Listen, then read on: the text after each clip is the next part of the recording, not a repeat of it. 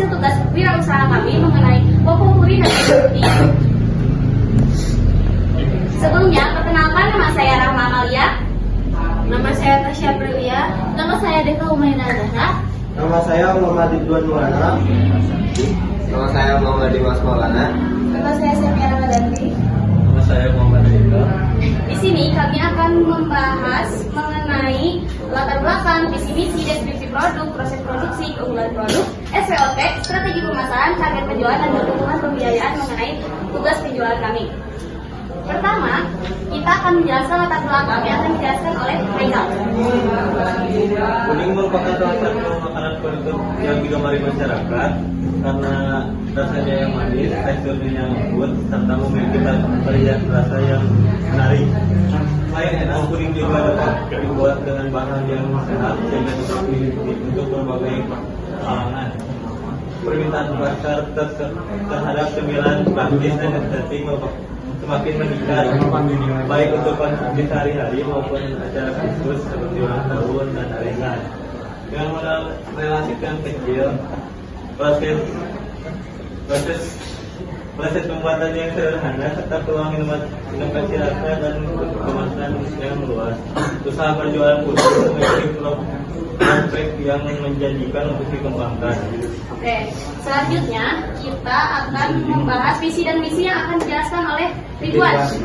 Oke, di sini visinya ada satu, menjadi pilihan utama dessert yang manis, terjangkau, lezat, dan inovatif di berbagai kalangan di era modern.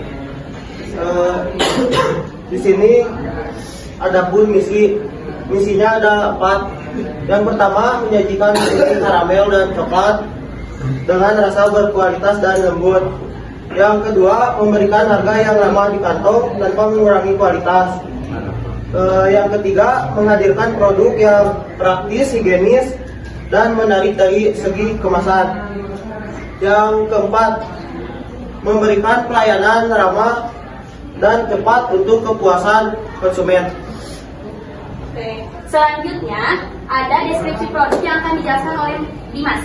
Oke. Untuk popopuri puding, dessert klasik Jepang mirip krim karamel, terinspirasi karakter Sanrio Pompurin. Rasanya manis, lembut dengan karamel. Yang kedua, Epe puding. Puding coklat creamy terinspirasi dari Pokemon Epe, manis pekat dan taburan bubuk kakao di atasnya. Selanjutnya ada proses produksi pom-pom puding yang akan dijelaskan oleh Sepia.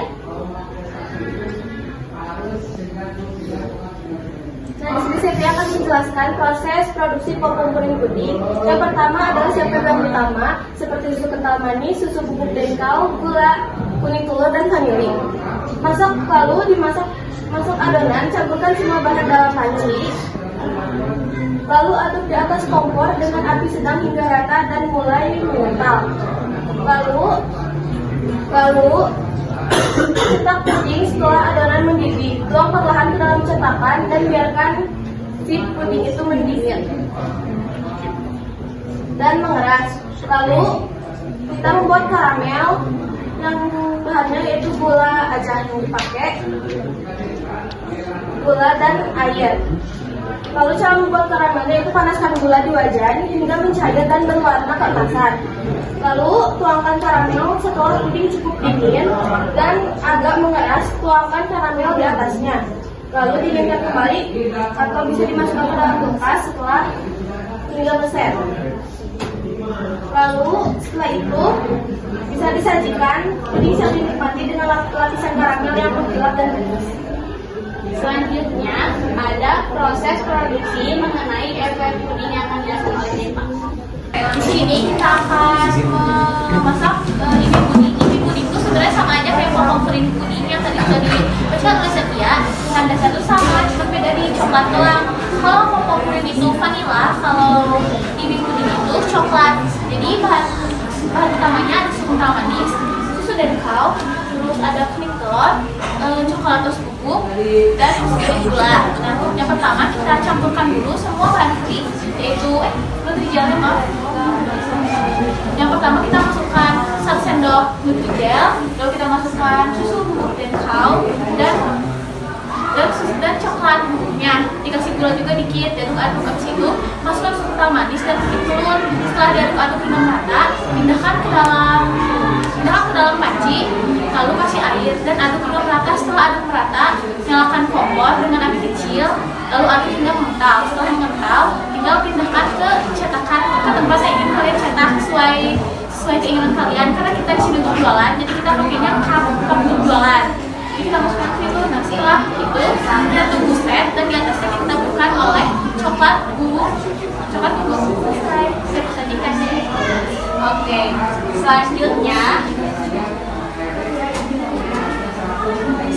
selanjutnya kita akan menjelaskan keunggulan produk. Yang pertama, keunggulan produk kami yaitu modal relatif cukup kecil dengan bahan yang mudah didapat, dan yang kedua, pembuatan mudah, cepat, dan kaya akan serat. Yang ketiga, dessert manis masih populer di zaman kita sekarang. Selanjutnya ada tergolong praktis, tahan cukup lama dan cocok untuk berbagai acara. Nah, selanjutnya ada SWOT mengenai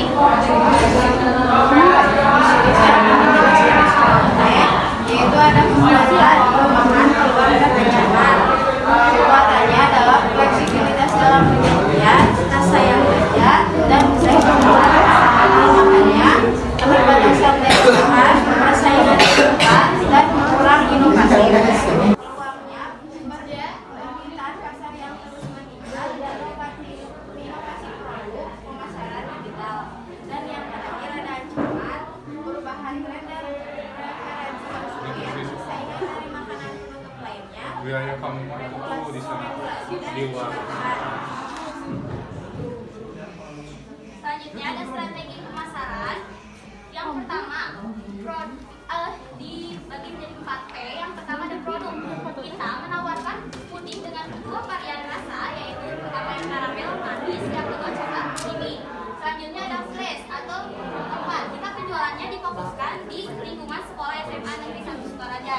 Selanjutnya price, harga dibuat terjangkau menyesuaikan kantong pelajar dan pengajar. Dan yang terakhir ada promotion. Kita melakukan promosi digital melalui status WhatsApp dan kita menggunakan sistem PO.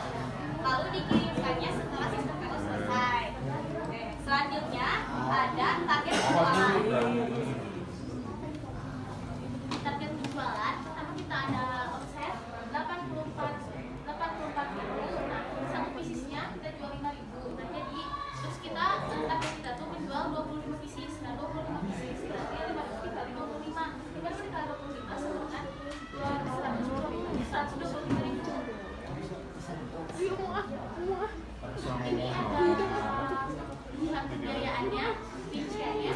Yang pertama omset 84.000,